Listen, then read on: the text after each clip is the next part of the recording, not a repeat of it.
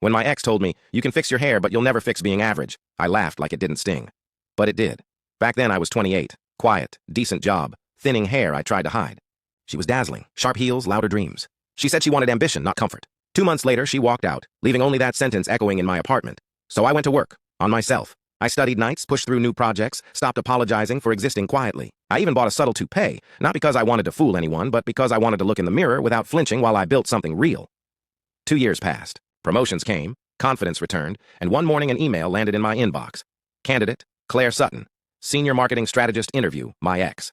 Applying for a job at my company, I almost deleted the message. Instead, I whispered, "Let's see what average looks like now." The day of the interview, I sat at the head of the table, suit crisp, coffee cooling beside me. She walked in smiling until she saw me. Her voice cracked. "Mark?" "Ms. Sutton," I said. "Please, have a seat." She tried to stay composed, answering questions from the panel, but her eyes kept flicking to me, searching for warmth that wasn't there.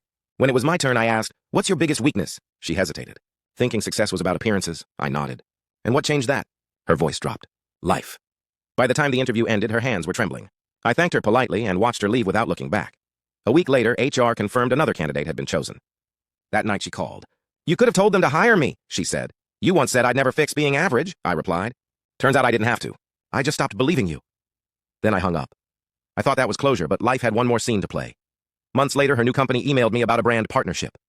She was listed as the contact. When she entered the boardroom, we both smiled, the kind that remembers everything but says nothing. We discussed numbers, signed papers, shook hands.